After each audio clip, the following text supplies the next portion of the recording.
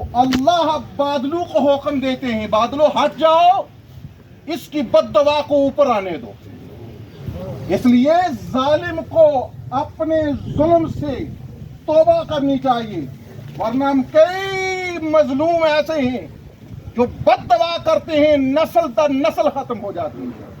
فرمایا دوسری وَدَعْوَةُ الْمُسَافِرِ، مسافر جو دعا کرتا ہے، مدت سفر جس پہ لاگو ہو جاتی ہے، وہ دوران سفر اگر وہ نیکی کا سفر ہے، برائی کے سفر کی بات نہیں ہے، نیکی کے سفر میں مانگی ہوئی دعا اللہ کے حبیب علیہ الصلوۃ والسلام فرماتے ہیں قبول ہی قبول ہے۔ فرمایا وَدَعْوَةُ الْوَالِدَيْنِ، تیسرے پارٹیشن میں حضور فرماتے ہیں والدین کی دعا، والد کی دعا، والدہ کی دعا۔ جو شخص اپنے والد اور والدہ کی دعا کا ہمیشہ متلاشی رہتا ہے، اسے دنیا کی کسی نجات سے پروانہ لینے کی ضرورت نہیں، اس کو جگہ جگہ ٹھوکریں کھانے کی ضرورت نہیں، اس کے گھر میں رحمتوں کا سائبان ہے، اس کے گھر میں دعاؤں کا مرکز ہے، اس کے گھر میں رحمتوں کی برسات ہے۔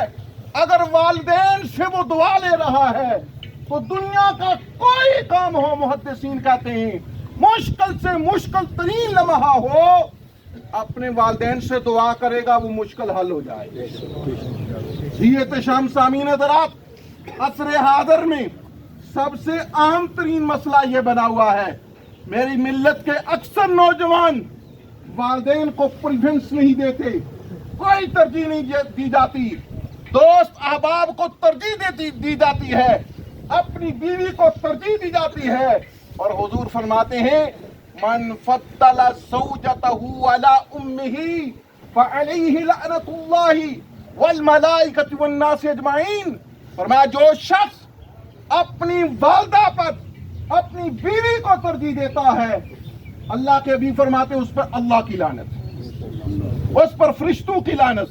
اس پر سارے لوگوں کی لعنت۔ اور آپ دیکھیں، اندازہ لگائیں، بیوی کہتی ہے آج یہ چیز لے کر آنا ورنہ کرنا ہے نا، اور ٹھوکریں کھا کر لوگوں سے قرضہ وصول کر کے بھی لے آتا ہے۔ اگر والدہ کی دعائی ختم ہے، اس کو چیک اپ کروانا ہے، اس کو ہاسپٹل میں لے کر جانا ہے، اللہ تعالیٰ سے کام لے رہا ہے، چاہ رہا ہے کہ کسی طرح یہ کام ٹل جائے، گویا کہ والدہ کو وہ ترجیح نہیں دے رہا اور اپنی بیوی کو ترجیح دے رہا ہے۔ اسی طرح والد کو ترجیح نہیں دیتا، دوستوں کے ساتھ پوری رات کی اسپینڈیشن کر رہا ہے، پورا دن ان کے ساتھ گزار رہا ہے، گپ شپ لگا رہا ہے، چائے ان کو پلا رہا ہے، کھانے ان کو کھلا رہا ہے، اور اگر باپ کہے بیٹا بوڑھا ہو گیا ہوں، آج مجھے میری دعائی ختم ہے، لے کر آنا، کہتا ہے ابا آج تو میں آؤں گا ہی نہیں، آج تو میں نے کام جانا ہے، آج تو میں نے گھر آنا ہی نہیں۔ خدا کی قسم، وقت کا ایک ایک لمحہ، ایک ایک ساعت مجھے اور آپ کو جھنجھوڑ رہی ہے۔ اگر اسی ڈگر پہ چلتے رہے تو تم اپنی اولادوں کو سونے کے نوالے کھال کھلواؤ اور ان کو چاندی کا پانی پلاؤ،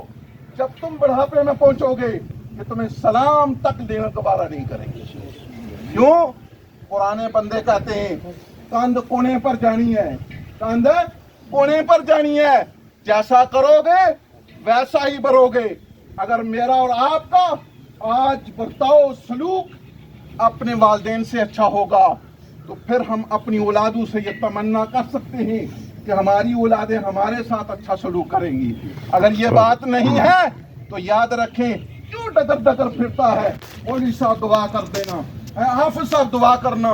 فلانے صاحب حاجی صاحب عمرے کے لیے جا رہے ہو، حج کے لیے جا رہے ہو، میرے لیے دعا کروانا۔ اور میں کہتا ہوں تمہارا حج اور عمرہ گھر پڑا ہے، کیوں کہتی ہوں انہیں؟ اپنے باپ سے کہو نا، آنکھوں کو دبا کر، قدموں کو دبا کر کہو میرے لیے ذرا دعا کرنا،